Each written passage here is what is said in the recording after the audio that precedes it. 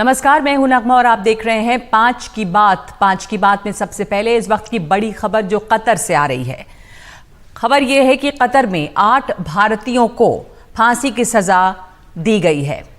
ये 8 भारतीय अल दोहरा कंपनी में काम करते थे और इनके ऊपर एक मामला चल रहा था जो पिछले साल से ही चल रहा है और पिछले साल अगस्त के महीने में 30 अगस्त 2022 को इन्हें जेल में बंद किया गया था।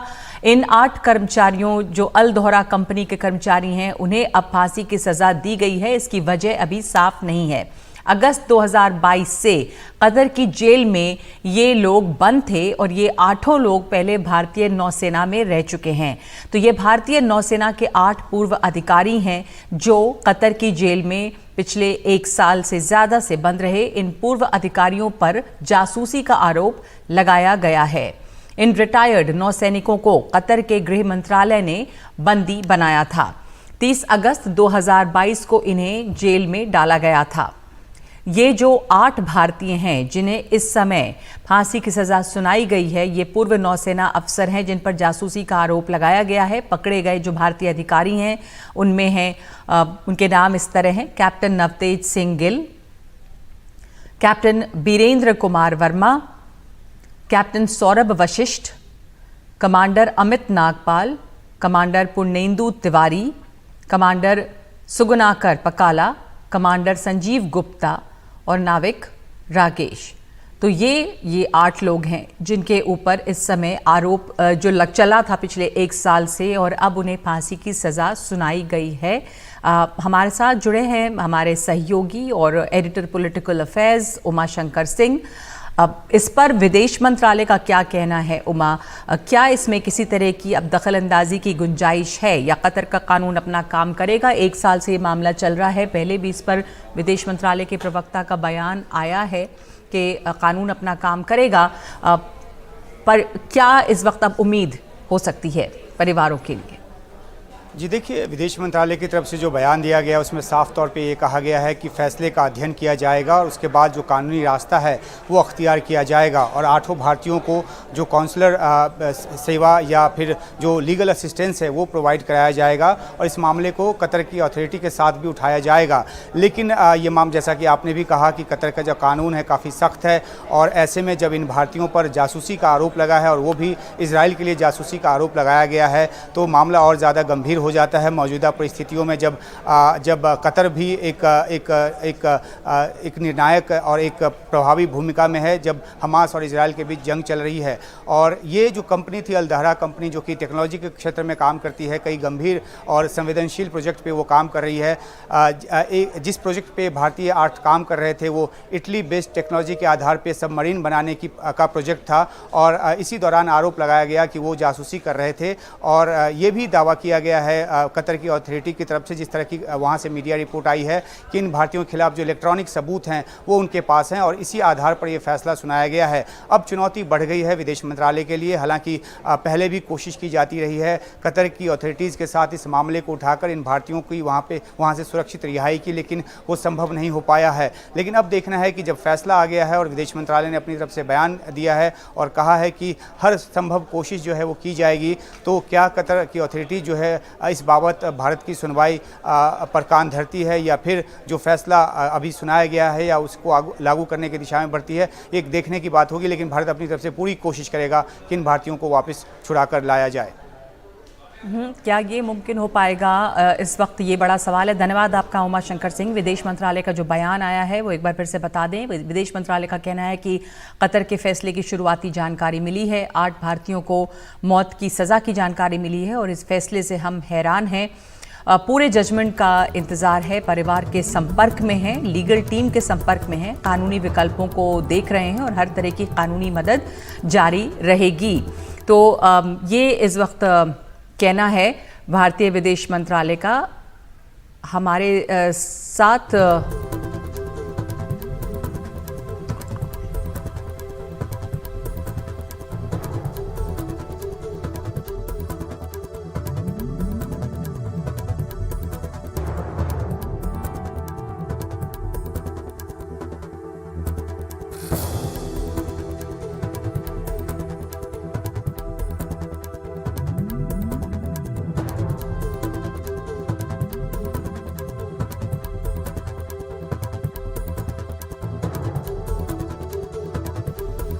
और हमारे साथ इस समय जुड़ रहे हैं पूर्व राजदूत प्रभुदयाल।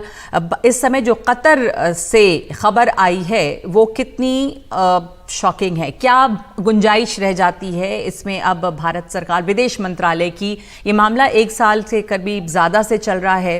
ये तमाम लोग जो हैं वो पूर्व भारतीय नौसेना के अधिकारी हैं और इस समय हालांकि पूरे जजमेंट का इंतजार है, ऐसा कहना है विदेश मंत्रालय का। पर पहले के भी बयान आए हैं प्रभुदयाल साहब भारतीय विदेश मंत्रालय के कि जो कतर का कानून है वो अपना काम करेगा और उस पर कुछ अनड्यू प्रेशर नहीं बनाया जा सकता है। तो आपकी क्या प्रतिक्रिया इस पर है?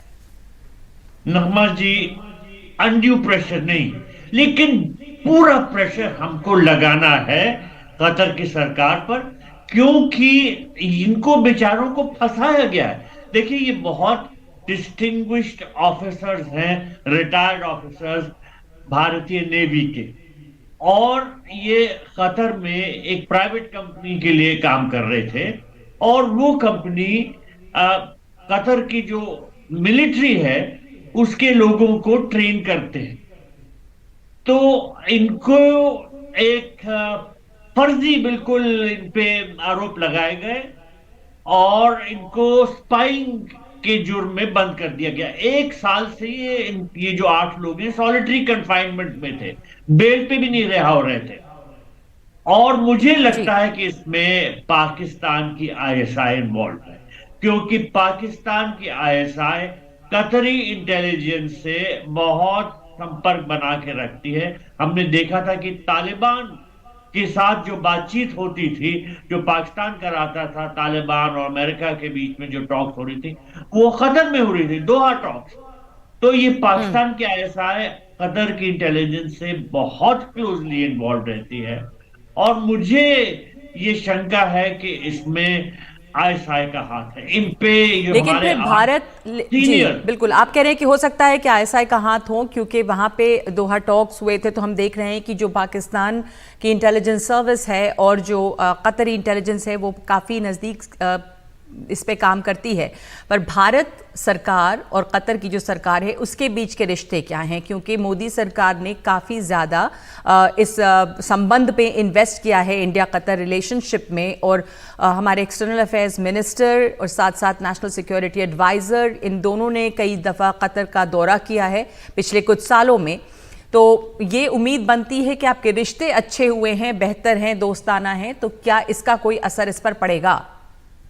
देखिए, हमारे रिश्ते कतर के साथ बहुत अच्छे हैं और हमें हर तरह से जोर लगाना होगा कि इन जो 8 सीनियर ऑफिसर्स हैं रिटायर्ड, ये हमारे वॉरशिप को कमांड कर चुके हैं और अब इनको डेथ सेंटेंस दिया गया है।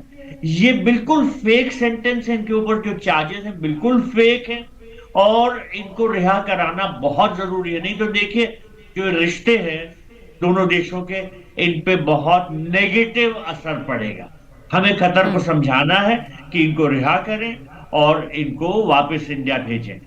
मेरा 100% यकीन है कि इनके ऊपर जो चार्जेस हैं बिल्कुल फेक हैं और कतर की इंटेलिजेंस ने पाकिस्तान के आईएसआई के मिल्क के साथ कुछ इन्होंने ये फ्रेम किए हैं और इनको इस तरह से फर्जी चार्जेस पे इनको डेथ सेंटेंस दिया था। जी, मैं आपके सामने एक पहले का बयान एमईए का रख रही हूँ, जो कि अप्रैल का बयान है अरिंदम बागची का। इसमें ये शब्द हैं कि India will not put pressure on Qatar और interfere but is keeping a close watch on the Qatari legal process that is currently underway. तो ये सही स्टैंड था कि जो वहाँ का कानून है उसमें भारत दखल नहीं देखेगा, भारत नज़दीकी से देख रहा है पर दबाव नहीं बनाएगा। तो अब जब ये फैसला आया है, जाहिर है पूरे जजमेंट का इंतजार है समझने के लिए, पर कतर का जो कानून है वो कितना सख्त है और इस पे क्या इसको कैसे समझें हम, वो वहाँ का जो लीगल प्रोसेस है वो कैसे काम करता है? आप चूँकि उन इलाकों में राजदूत रह चुके हैं तो आप हमें ये थोड़ा बेहतर समझा पाएंगे। नगमा जी, मैं बिल्कुल उनके नजदीक मुल्कों में राजदूत रह चुका हूँ। कुवैत में मैं राजदूत था, दुबई में मैं कॉन्सल जनरल था। इसके अलावा मैंने उस रीजन में और भी पोस्टिंग्स की हैं। कानून बहुत सख्त है और अगर वहां की इंटेलिजेंस विंग कुछ केस बना के जुडिशरी को देती है कि वो इतने लोगों ने स्पाइंग की हमारे खिलाफ और उनको सख्त सजा देनी चाहिए, तो उनकी बात पे जरूर सख्त सजा दी जाएगी। देखिए, इसी वजह से जो हमारे स्पोक्समैन अरिंदम बागची ने कहा था कि उनका जुडिशियल प्रोसेस चलने दें, हम उसमें दखल अंदाजी नहीं करेंगे।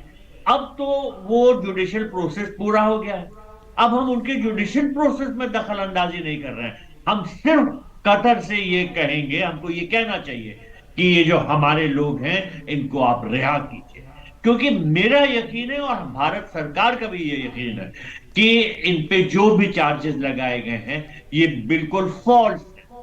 और जी अगर इनको डेथ सेंटेंस दिया गया, इनको एग्जीक्यूट किया गया, तो देखिए इससे भारत में बहुत नाखुशी पैदा होगी और हमारे संबंधों पे जो असर है वो बहुत नेगेटिव होंगे।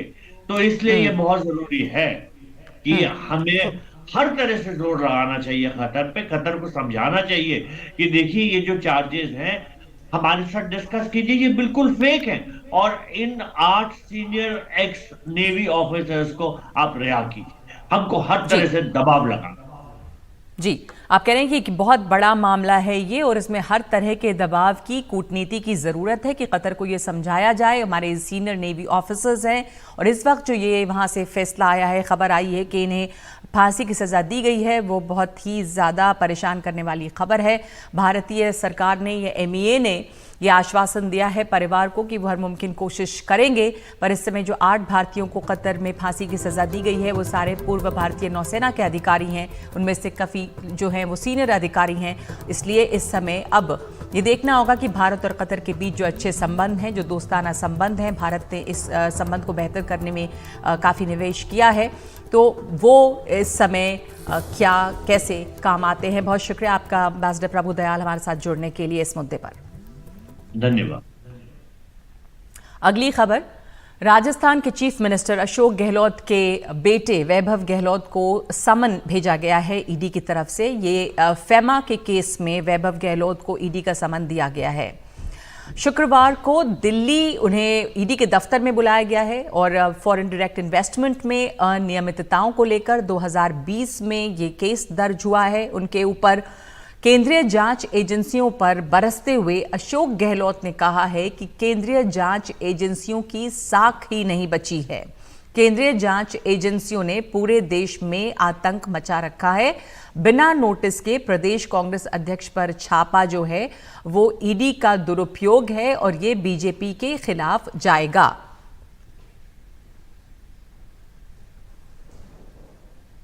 तो आज जो स्थिति है वो चिंताजनक स्थिति है। सवाल पीसीसी प्रेसिडेंट का नहीं है, सवाल मेरे सन का नहीं है, सवाल है कि पूरे देश के अंदर आतंक मचा रखा है। 2 कल हमने घोषणा करी, गारंटी की, एक महिलाओं के लिए गृह लक्ष्मी योजना, एक हमने 500 रुपये गैस सिलेंडर का एक्सपेंस किया। ये चाहते नहीं कि हम लोग कैसे महिलाओं को, पिछड़ों को, दलितों को, आम आदमी को राहत दें। कल किया और आज 2 जगह छापे पड़ गए। एक पार्टी का मुखिया जिसको नोटिस भी नहीं दिया आपने, छापे पर कब पड़ते हैं? आप नोटिस दिया नहीं, कोई केस दर्ज नहीं, कोई शिकायत नहीं। तो अशोक गहलोत का कहना है कि ये जो है प्रदेश कांग्रेस अध्यक्ष का सवाल नहीं, उनके बेटे का सवाल नहीं है। ये सवाल ये है कि इस समय जो जांच एजेंसियां हैं वो किस तरह से काम कर रही हैं। इस पर कि कांग्रेस के अध्यक्ष मल्लिकार्जुन खड़गे ने भी अपनी प्रतिक्रिया दी है।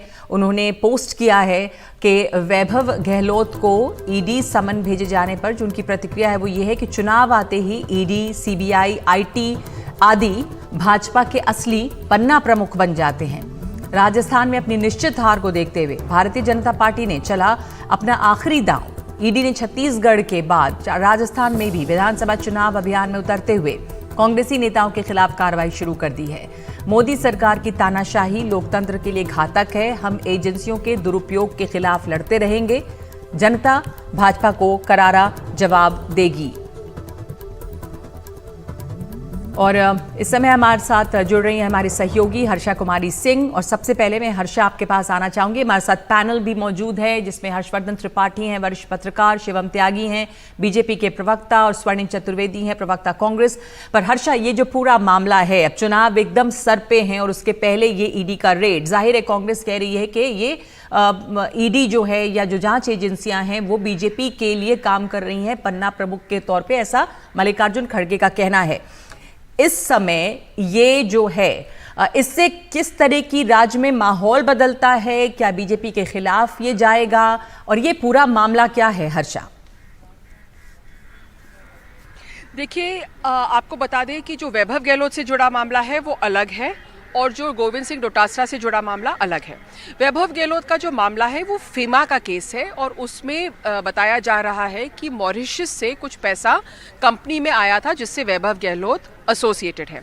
वैभव ने आज कहा है कि 12 साल पुराना मामला है, अभी क्यों दोबारा उठा रहे हैं। अशोक गहलोत ने कहा है कि मेरे बेटे का विदेशी मुद्रा में कोई लेन देन नहीं है और अगर वैभव की कोई होटल है जैसे लोग बताते हैं तो मुझे भी वो कॉम्प्लीमेंट्री रुकवाए वहाँ पे। लेकिन दूसरा जो मामला है जो पेपर लीक से जुड़ा है उसमें अशोक गहलोत ने कहा है कि एक बहुत बड़ी बात है कि आप कांग्रेस प्रेसिडेंट पे आप ईडी रेड लाते हैं और जहाँ जहाँ चुनाव होते हैं वहाँ वहाँ ईडी पहुँच जाती है। गुंडागर्दी उन्होंने बोला है। पेपर लीक स्कैम को लेकर उन्होंने ये कहा है। अब क्या है पेपर लीक स्कैम? देखिए, इसको शुरू से ही बीजेपी कांग्रेस को उस पर घेरने की कोशिश कर रही है। जो एग्ज़ाम हुए हैं, गवर्नमेंट एग्जाम्स हुए हैं, रीट का पेपर, खासकर जो eligibility entrance exam for teachers का जो होता है, वो पेपर जो लीक हुआ था उसको लेकर एक तरह से एक बड़ा इशू बना है। क्यों? क्योंकि देखिए, लोग जो है सालों साल पढ़ाई करते हैं, उनको सरकारी नौकरी मिलती है और फिर वो इस उम्मीद में पढ़ाई करते हैं कि उनको एक अच्छी नौकरी मिले। लेकिन जब पेपर लीक होते हैं, एक टाइप का स्कैम होता है, तो उन बच्चों का भविष्य बिगड़ जाता है। इस मुद्दे पर बीजेपी ने शुरू से ही अशोक गहलोत सरकार को घेरने की कोशिश की है। सरकार का तर्ज ये है कि देखिए, हमने ही स्पेशल ऑपरेशन ग्रुप के द्वारा इस सारा मामला का खुलासा किया है। 65 पीपल हमने अरेस्ट किए हैं, सरगना भी हमने पकड़ लिया है इसमें, और इनमें से जो 4 मेन आरोपी हैं वो पकड़े गए हैं। राजस्थान पब्लिक सर्विस कमीशन को भंग कर दिया है, बाबूलाल कटारा को गिरफ्तार किया है और एक आरोपी इसमें फरार है। लेकिन क्या सबसे बड़ा सवाल यह है कि क्या कांग्रेस प्रेसिडेंट भी इसमें आरोपी है? क्यों पहुंची है ईडी उनके ऊपर? और अगर कांग्रेस प्रेसिडेंट किसी भी तरह से इस मामले में लिप्त पाए जाएं तो बहुत मुश्किलें बढ़ जाएंगी कांग्रेस की। फिलहाल ईडी की रेड हो रही है। क्या उनको मिला है गोविंद सिंह डोटासरा पे? अभी कुछ उसका खुलासा नहीं हुआ है, लेकिन ये एक पॉलिटिकल फ्लैश पॉइंट अब बन गया है कांग्रेस और बीजेपी के लिए, दोनों के लिए। बीजेपी आक्रामक है और ये बताता है आपको कि राजस्थान की जो जंग है वो कितनी हाई स्टेक्स बैटल बन चुकी है। जी, धन्यवाद आपका हर्षा। और जैसा आपने ये बात बिल्कुल समझाई ठीक कि गोविंद सिंह डोटासरा का मामला क्या है और वैभव गहलोत का मामला क्या है, एक बार फिर से जानकारी दे दें कि राजस्थान कांग्रेस के जो अध्यक्ष हैं गोविंद सिंह डोटासरा, उनके घर पर ईडी के छापे हुए हैं और बिना किसी नोटिस के ये छापे राजस्थान परीक्षा में पेपर लीक मामले के हैं। और पूर्व शिक्षा मंत्री भी रहे हैं वो। राजस्थान में 7 ठिकानों पर जो छापे जारी हैं, जिनमें जयपुर, दौसा और सीकर में ईडी के छापे पड़े हैं। और महुआ से निर्दलीय विधायक ओम प्रकाश हुड्डा, जिन्हें कांग्रेस से टिकट दिया गया है, उनके निवास और ठिकानों पर भी ईडी की रेड पड़ी है। मनी लॉन्ड्रिंग जांच के संबंध में ये सर्च जो है वो हो रही है और इसके ऊपर तमाम प्रतिक्रियाएं भी आ रही हैं। कांग्रेस की प्रतिक्रिया आई है। रणदीप सुरजेवाला की प्रतिक्रिया आपको पहले सुनाते हैं, जिन्होंने काफ़ी तीखा हमला बोला है बीजेपी पर। एक विभाग है, उसका नाम है election department of BJP, ED बोलते हैं उसे। जहां जहां चुनाव होगा वहां वहां election department Bharatiya Janata party का पहुंच जाता है, उसे इलेक्शन डिपार्टमेंट कहते हैं। परंतु उनकी गीदड़ भक्तियों से ना गोविंद सिंह डोटासरा जी और ना भारतीय राष्ट्रीय कांग्रेस का कोई कार्यकर्ता डरने वाला। ईडी एक्टिव हो गई है, गोविंद डोटासरा के घर पर रेड हो रही है अभी। ये अब जो करना चाहें ये करें। मध्य प्रदेश के मतदाता और राजस्थान के मतदाता सब समझ रहे हैं। पेपर लीक के इस प्रकरण में ईडी के प्रवेश के बाद में इसके सरगना की गिरफ्तारी हुई और सरगना की गिरफ्तारी के बाद में जिस तरह के तार जुड़ते हुए प्रतीत हुए, उनके चलते हुए ईडी ने जो हालिया कार्रवाई की है उन कार्रवाइयों का परिणाम यह है कि आज सरकार बैकफुट पर है और बौखलाई हुई नजर आ रही है। उनके पुत्र के द्वारा किए गए आर्थिक अनियमितता पर कोई जांच होती है, उस पर वो तिल मिला करके प्रतिकूल बयान देते हुए प्रतीत होते हैं। आज उन्होंने इस ईडी की कार्रवाई को अपने द्वारा दी जा रही खोखली गारंटियों, जिनके ऊपर से जनता का विश्वास समाप्त हो गया, उनके साथ जोड़ने की एक बार पुनः चेष्टा की है। तो हमारे साथ पैनल पे जुड़े हैं स्वर्णिम चतुर्वेदी, शिवम त्यागी और हरभजन त्रिपाठी। स्वर्णिम चतुर्वेदी, जैसा आपने सुना गजेंद्र शेखावत को कि इस समय बौखलाहट है सरकार में, अगर गहलोत जी के लड़के से जुड़ी हुई अनियमितताएं जो हैं सामने आती हैं, आर्थिक अनियमितताएं, तो उस पर कार्रवाई क्यों ना हो। और पेपर लीक मामले में तो वो कह रहे हैं कि जांच जो है वो उसके सरगना तक पहुंची है। तो एक बौखलाहट है इस समय सरकार में और इसलिए इस तरह के प्रतिकूल बयान आ रहे हैं। पर सफाई क्या है कांग्रेस की, क्योंकि अब तो ये ईडी रेड्स चल रही हैं। देखिए नगमा, ईडी रेड्स तो लगातार जो है स्टेट जो भी जहाँ पे इलेक्शंस हो रहे हैं वहाँ पे होती है। तो हमें तो इंतजार था, हमें ऐसा लगा कि शायद देर हो गई भारतीय जनता पार्टी को, और भारतीय जनता पार्टी का जो ये यंत्र है ये अभी तक राजस्थान क्यों नहीं पहुंचा। हम तो बार बार कह रहे थे, गोविंद सिंह डोटासरा जी का भी अगर आप बयान देखेंगे वो तो हर मीटिंग में, हर भाषण में कहते आए हैं कि ईडी कभी भी आ सकती है। राजस्थान में आई नहीं थी अभी तक, एक मंत्री जी हैं उन्हीं के आई थी और बाकी जगह पे हमें इंतजार था, क्योंकि ऐसा ही होता है। आप देखिए जिस पेपर की बात कर रहे हैं वो पेपर तो 1 साल पहले हुए, 50,000 की भर्ती थी, लीक हुआ पेपर, हमने ही उसको पकड़ा, एसओजी ने पकड़ा और पकड़ करके हमने दुनिया को बताया कि पेपर लीक हो गया है, वरना किसी को पता ही नहीं पड़ता। और उसके बाद हमने 50,000 की जगह 60,000 62,000 करीब भर्तियां निकाल करके और पेपर करा करके नौकरी भी दे दी। उसके बाद बौखलाई हुई भारतीय जनता पार्टी, जिसके पास राजस्थान की सरकार के कामकाज को लेकर के जो है कोई उनके विरुद्ध बोलने के लिए कुछ नहीं है। हमारे जो कामकाज है उससे त्रस्त हैं, जनता का विश्वास खो चुके हैं और लगातार चुनाव दर चुनाव हार रहे हैं। पहली बार ऐसा हुआ कि विपक्ष में बैठी हुई पार्टी बाई इलेक्शन में अपनी जमानत गंवा बैठी, जहाँ पे वो चुनाव 25,000 से जीते थे। इस बौखलाहट में भारतीय जनता पार्टी के कुछ नेताओं ने लगातार ईडी को कंप्लेंट की अलग अलग। अब आपको मैं वाकया बताता हूँ, 7 दिन पहले एक हमारे भारतीय जनता पार्टी के सांसद हैं, उन्होंने ईडी को कंप्लेंट की प्राइवेट लॉकर कंपनी में 500 करोड़ रुपया कांग्रेस नेताओं का मिलेगा जो पेपर लीक प्रकरण से जुड़ा हुआ है। ईडी वहां पहुंच गई, ईडी ने वहां पे सारे लॉकर खोल लिए प्राइवेट लॉकर कंपनी में, वहां उनको कोई पैसा नहीं मिला, ईडी आ गई। क्यों गई ये बताया नहीं, किस लिए गई बताया नहीं। फिर वही सांसद जो हैं हमारे नेताओं पर आरोप लगाते हुए और वो एक शिकायत दी है, ईडी फिर वहां पहुंच गई। तो आप बताइए कि भारतीय जनता पार्टी के नेताओं के कहने से जब ईडी काम करती है और ईडी का आप आश्चर्य करेंगे कि सुबह पहुंची और 4 घंटे बाद ईडी अपना काम सामान समेट करके घरों से चली भी गई। अभी डोटासरा जी के घर पर ईडी नहीं है, वहां से जा चुकी है। तो क्या मिला? सिर्फ बदनाम करने के लिए आए थे, आपको कुछ नहीं मिला, बता आप सकते नहीं है तो कि ईडी स्वर्णिम जी, आपने कहा कि बदनाम करने आए थे, वहां से कुछ नहीं मिला। शिवम त्यागी ये कह रहे हैं स्वर्णिम चतुर्वेदी कि देर हो गई, इन लोगों को तो इंतजार था कि चुनाव नजदीक आ गए हैं तो शायद जल्दी ही ईडी भी अपने काम शुरू कर देगी। और लगातार विपक्ष का यह आरोप है और ऐसे बहुत सारे, क्योंकि उदाहरण है कि जब राज्य में चुनाव होने लग जाते हैं तो ईडी की कार्रवाई विपक्ष पर तेज हो जाती है और ये भी कुछ इसी तरह का माहौल बन रहा है। नहीं नगमा जी, ऐसे भी उदाहरण हैं कि प्रदेशों में ईडी की छापेमारी हुई और मंत्रियों के घर से 100 करोड़ रुपए बरामद हुए हैं। ऐसे भी उदाहरण है कि उसी ईडी की कार्रवाई में जो है कुत्तों के लिए अलग अलग फ्लैट्स भी मिले हैं। ऐसे भी उदाहरण है कि उन लोगों को आज तक बेल भी नहीं मिली है। ऐसे भी उदाहरण है कि ईडी ने जितना भी आज तक 1 लाख करोड़ कलेक्ट किया है उसमें से 800 करोड़ रुपए जो है जब्त हो चुके हैं। यानी कि आज जो ईडी की छापेमारी हुई गोविंद सिंह डोटासरा के वहां से कुछ मिला नहीं वहां पे, तो अभी इसको कैसे देखा जाए? चुनाव बिल्कुल सर पे है, उसके पहले ये पेपर लीक का मामला जो कांग्रेस का कहना है कि उन्होंने ही जांच पड़ताल कराई, उन्होंने ही इसे हाईलाइट किया, अब उसमें उनके नेताओं के ऊपर ही आरोप लग रहे हैं। पहला सवाल आपका यह था कि ऐसा देखा गया है कि जहां जहां चुनाव हुए हैं वहां वहां पर ईडी की कार्रवाई हुई है, तो उस देखा गया पे मैं आपको जवाब दे रहा था। दूसरी बात ये जो आपने कहा कि ईडी के हाथ वहां पर अभी कुछ नहीं लगा है, मुझे ये लगता है ये कहना बहुत जल्दबाजी है। अगर जो है रीट की परीक्षा में जो उसका किंग पिन था उसके बाद उसके तार किसी और से जुड़ रहे, तो जाहिर है वहां पर इन्वेस्टिगेशन होनी चाहिए, जाहिर है वहां पर छानबीन होनी चाहिए, जाहिर है उस चीज को आगे लेकर ईडी जाएगी ही जाएगी। और अगर ये बिल्कुल इतने ही पाक साफ है और 4 घंटे में ही ईडी चली गई है और किसी तरह का कोई मामला जो है उनसे जुड़ता ही नहीं है, तो बदनामी कैसी? अगर आप पाक साफ है तो आपको डरने की आवश्यकता नहीं है।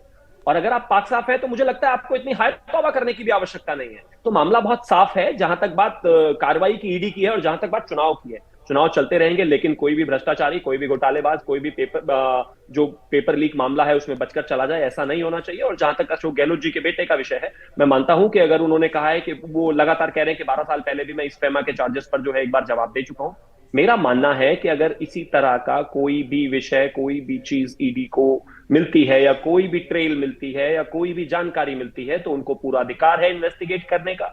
आप चीफ मिनिस्टर के बेटे हैं, आप कांग्रेस के नेता हैं, ये बात आपको इस बात से शेल्टर नहीं करती है कि आप पर ईडी की कार्रवाई नहीं होगी। इस विषय को लेकर आप पहले भी सुप्रीम कोर्ट में जा चुके हैं और सुप्रीम कोर्ट में आपको बहुत बुरी तरीके से लताड़ा गया और कहा गया कि अगर आप नेता हैं तो इसका यह मतलब नहीं है कि आपको यहां पर कवर दे। नहीं, बिल्कुल सही है कि अगर आप नेता हैं तो कोई आपको इम्यूनिटी नहीं है कि कोई कार्रवाई नहीं होगी। लेकिन जैसा विपक्ष का ये आरोप है, सवाल उठता है कि ये अब इतने ज्यादा फ्रीक्वेंटली होता है कि जहां जहां चुनाव है वहां पर जांच एजेंसियों की तेजी दिखाई दी कि लगने लग जाता है कि ये एक तरह से चुनाव के पहले होना ही होना है, जैसा स्वर्णिम चतुर्वेदी कह रहे थे। पर स्वर्णिम चतुर्वेदी, क्या इससे इम्यूनिटी मिल जाती है कि नेता के बेटे हैं या आप नेता हैं तो आपके ऊपर किसी तरह की अनियमितता के लिए कार्रवाई नहीं होगी? तो इस समय तो सबूत देने होंगे कि आप आरोप दोषी नहीं हैं। सिर्फ ये कहने से कहां काम चलेगा चुनाव के पहले कि ये एक बदले की कार्रवाई है। और चुनाव में कैसे इससे माहौल बदलता दिख रहा है आपको भी राज्य में? देखिए, राज्य में राज्य की जनता को कांग्रेस परिवार से सिंपैथी है, कांग्रेस के साथ जुड़ी हुई है। और सबसे बड़ी बात है कि आश्चर्य की बात है कि मीडिया में डिबेट करते हुए भारतीय जनता पार्टी के नेता ये कहते हैं कि आप बेगुनाही का सबूत दीजिए। अरे जिसने रेड की उससे तो पूछ लीजिए, हमारे ऊपर शिकायत क्या है, हमारे खिलाफ सबूत क्या है। रेड करने तो आ गए, जब रेड करने आप 4 जगह जा चुके हैं, 4 जगह आपको कुछ नहीं मिला राजस्थान में, आप 5वीं जगह से भी आज रवाना हो गए, तो कम से कम जवाबदेही तो होगी। कहीं ना कहीं तो आपको बताना पड़ेगा कि ईडी किस लिए आई थी, क्या लेकर गई, क्या पाया। और सबसे बड़ी बात है कि भारतीय जनता पार्टी कितने भी प्रयास कर ले, कुछ भी कर ले, भारतीय जनता पार्टी को राजस्थान में कुछ नहीं मिलने वाला, ना तो ईडी को मिलेगा अब तो ये और देखना ना होगा ईडी ना को इसमें। भेजने वाली हर्षवर्धन त्रिपाठी बीजेपी जी, को कुछ नहीं मिलेगा। आपका क्या आकलन है इस समय? वहां पर जो मामला उठा, एक बार वैभव गहलोत हो या गोविंद सिंह डोटासरा हो, जिस तरह की जो छापेमारी हुई है, उससे राजस्थान में चुनावी मूड पर क्या असर पड़ता है? मतलब क्या इससे आप देखते हैं कि कांग्रेस को नुकसान होगा कुछ डेफिनेट, बीजेपी को कोई फायदा होगा इससे?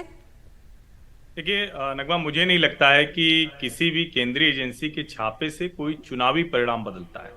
लेकिन चूंकि चुनाव के नजदीक हो रहा है, चूंकि इसमें सीधे सीधे अशोक गहलोत के बेटे शामिल हैं, प्रदेश अध्यक्ष शामिल हैं, इसलिए हम लोग इसकी चर्चा भी यहाँ कर रहे हैं। अभी 5 दिन पहले ईडी ने ही लाइफ मिशन स्कैम में केरला में छापे मारे, वहां 5.5 करोड़ की प्रॉपर्टी जब्त कर ली। लगभग हर दूसरे दिन ईडी आजकल देश भर में अलग अलग जगह छापे मारती है।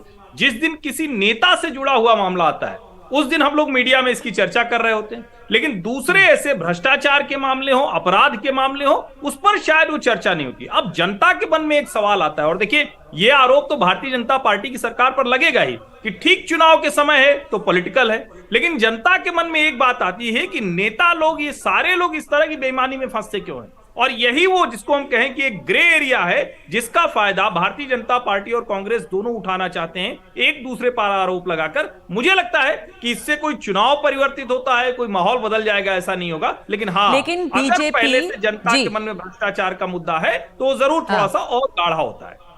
हाँ, तो क्या मतलब इसमें कामयाबी मिल सकती है बीजेपी को जनता के बीच में भ्रष्टाचार के इस मुद्दे को और जोर शोर से उठाने में?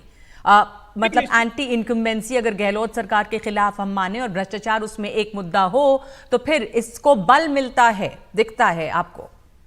निश्चित तौर पर नगमा, जब अशोक गहलोत की सरकार पर, और कमाल की बात यह है कि आज सचिन पायलट प्रेस कॉन्फ्रेंस कर रहे हैं उनके पक्ष में, लेकिन आपको ध्यान में होगा पेपर लीक को लेकर अगर सबसे मुखर कोई रहा, मैं तो कहूंगा कि भारतीय जनता पार्टी थोड़ा पीछे रह गई थी। बाकायदा सचिन पायलट जो जब वो धरने पर बैठे थे तो उनकी ये बड़ी मांग थी और उस वक्त उन्होंने कहा था कि इसके दोषियों को पकड़ा जाना चाहिए, उन्हें सजा मिलनी चाहिए। अब अगर ईडी उस पर कार्रवाई करती है उससे जुड़े हुए मामले पर, तो एक तो वो आरोप जाता है, दूसरा अशोक गहलोत के बेटे वैभव गहलोत पर पहले से आरोप लगते रहे। अब वो मामला क्या किसी सबूत, किसी तथ्य की बिना पर है या अभी इसमें और आगे जाएंगे? अगर चुनाव के पहले ऐसा एक भी प्रमाण आएगा तो निश्चित तौर पर कांग्रेस सरकार के लिए ज्यादा मुश्किल होगी राजनीतिक दल के तौर पर। तो आपको लगता है ये स्वर्णिम जी कि एक भ्रष्टाचार का मुद्दा, क्योंकि गहलोत सरकार के खिलाफ जो है वो एक सत्ता विरोधी लहर जो होती है वो भी होगी, आपकी सरकार है इस समय, और भ्रष्टाचार एक मुद्दा है। खुद सचिन पायलट इस मुद्दे को उठाते रहे, पेपर लीक वाले इशू को, आपके अपनी ही पार्टी में। बीजेपी ने तो देर कर दी इसमें, जैसा कि बता रहे हैं सही हर्षवर्धन जी। तो ये जो मुद्दा है, क्या वो जनता के बीच नहीं उठेगा? आपके अपनी ही पार्टी के नेता इसको उठाते रहे हैं पहले, तो अब अगर गोविंद सिंह डोटासरा जी के यहाँ इसको लेकर छापेमारी हो रही है, तो फिर इसमें बीजेपी पर आरोप क्यों?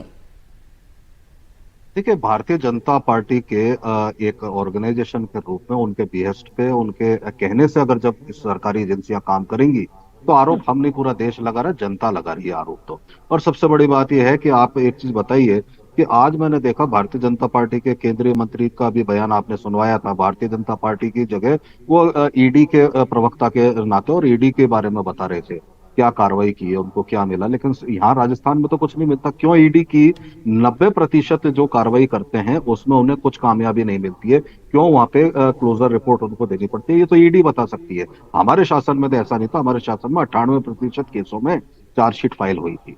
और सबसे बड़ी बात यह है कि भारतीय जनता पार्टी के नेताओं जी, हाँ, हमारे पास, माफ कीजिएगा मैं आपको इसलिए टोक रही हूं क्योंकि हमारे पास अब समय नहीं है, पर मैं शिवम त्यागी जी से इसके ऊपर जवाब लूंगी और हम उसके बाद में इस मुद्दे पर भी फिलहाल बात बंद करेंगे कि ये जो बिना नोटिस के जिस तरह से रेड होती है, उस पर भी एक आरोप है, चुनाव के ठीक पहले रेड होने लग जाती है, इस वजह से भी सवाल उठते हैं। शिवम जी, इस बात का जवाब मैं पहले ही दे चुका हूं कि इस देश में लगातार कहीं ना कहीं चुनाव चलते रहते हैं और भ्रष्टाचार के खिलाफ अगर लड़ाई है, आप उसको इसलिए सिर्फ रोक देंगे क्योंकि चुनाव होने वाला है, तो मैं मानता हूं वो तो बिल्कुल बेईमानी होगी। और जहां तक बात ईडी के प्रवक्ता बनने की, ये बात साफ है, अगर आप भ्रष्टाचार में लिप्त नहीं है तो आपको डरने की आवश्यकता नहीं है। और अगर आप उन 90% में से आते हैं जिनकी आप बात कर रहे हैं, जो कि सत्य नहीं है, तो भी आपको डरने की आवश्यकता नहीं है। लेकिन इतना जरूर तय है कि कांग्रेस जो लगातार इस तरह की चीजों से बौखलाई हुई है, पेपर लीक विषय सिर्फ एक नहीं है। अगर सारी चीजों की मैं बात करूं तो वो लिस्ट, उसकी फहरिस्त बहुत लंबी है। और जो उन्होंने कहा कि हमारी तो सरकार जिस तरीके से चली है उसको कोई रोकने वाला नहीं है। देखिए, आपकी सरकार, जो आप ही के विधायक जिस तरीके से दिव्या मदेरना तमाम चीजों को लेकर बोलती है, महिला सुरक्षा को लेकर बोलती है, देखिए आपकी सरकार जो कल ही भरतपुर में हुआ है कि एक ट्रैक्टर एक व्यक्ति के ऊपर से 8 बार ऊपर नीचे हुआ, देखिए आपकी सरकार भारतीय जनता पार्टी की सरकार। सबसे बड़ा मुद्दा तो यह है कि आप ही के जो नेता है, आपके केंद्रीय मंत्रियों पर आरोप लगा रहे हैं, उन्हें देखिए, उन पर जांच कराइए। आपके केंद्रीय मंत्री पर आरोप लगाएं, वो केंद्रीय मंत्रियों पर जांच कराएं, वो कहेंगे आप अपने मंत्रियों पर जांच कराएं, तो कहीं ना कहीं मंत्रियों पर आरोप है, जांच होंगे। मुद्दा ये है कि ये जो है वो जनता के बीच में कितना बड़ा मुद्दा बन सकता है और इसका असर, क्योंकि चुनावी राज्य है तो बात चुनाव की तो होगी ही। हाँ, ये जरूर सही बात है कि भ्रष्टाचार के मामलों में ईडी की जांच पड़ताल जो है वो चलती रहती है देश भर में, लेकिन इस समय राजस्थान में मंत्री और एक मुख्यमंत्री के बेटे के घर पर अगर ये जांच होती है तो ये राजनीति के तौर पर जरूर इसे देखा जाएगा। एक धन्यवाद आप तीनों लोगों का हमारे साथ जुड़ने के। सच की पड़ताल में आज कई सवाल हमारे सामने हैं। एक, क्या भारतीय कानून ऐसे खतरों से निपटने में सक्षम है? क्या भारत के अभिभावक अपने बच्चों को सोशल मीडिया से दूर रख पाएंगे? और वो संतुलन कैसे बने जो सोशल मीडिया को हमारे लिए उपयोगी बनाए, खतरनाक नहीं?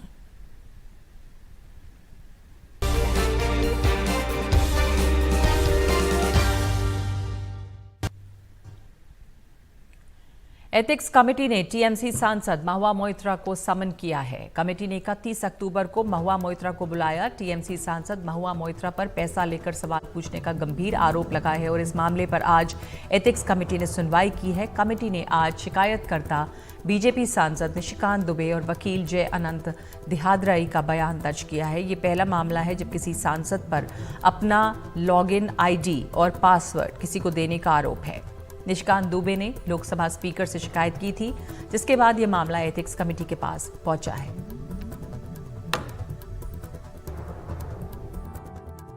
वो आए और अपने बचाव में, अपने पक्ष में जो कहना तो कहे। साथ ही साथ कमेटी ने भी निर्णय लिया है जिसमें आईटी मंत्रालय और गृह मंत्रालय को चिट्ठी भेज के उनका विवरण भी उपलब्ध कराने का निर्देश कमेटी के द्वारा दिया। सर, आईटी मिनिस्ट्री की तरफ से कुछ जवाब आया है? एनआईसी आज भेजा गया है, उसके बाद केवल क्या उनके अधिकारियों को ही बुलाया जाएगा? सर, नहीं बुलाएंगे दर्शन हीरानंदन, क्योंकि वो तो अभी कमेटी ने तय किया है कि महुआ मित्रा को बुलाया जाए, वो अपने पक्ष में कहा जाए, आगे जो कमेटी तय करेगी उस हिसाब से निर्णय लिया जाएगा। दो लोग ने अपनी बात रखी जी।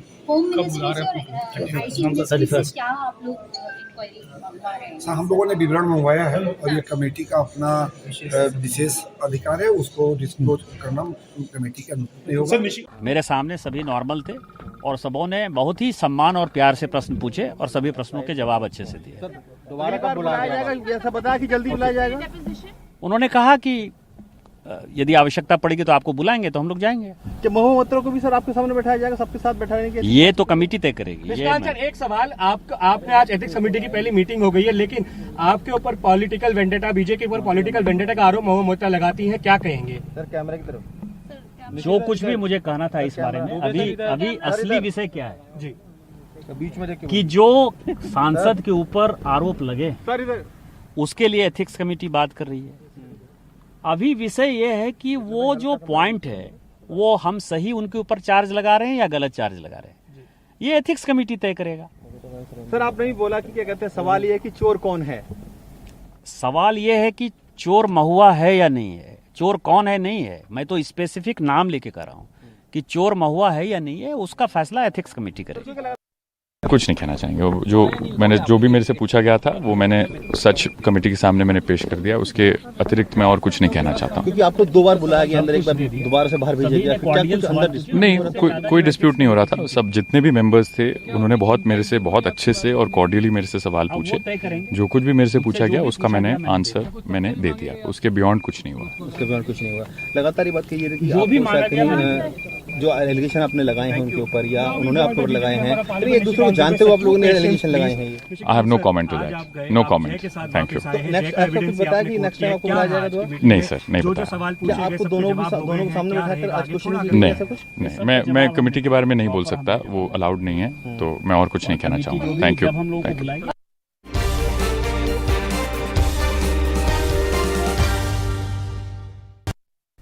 इंडिया गठबंधन को एक और झटका लगा है। मध्य प्रदेश चुनाव में जेडीयू ने उतारे हैं उम्मीदवार।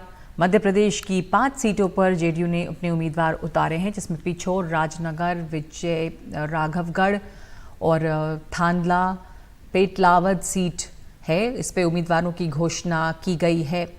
इससे पहले अखिलेश यादव ने भी कांग्रेस में से कुछ नाराजगी जताई थी।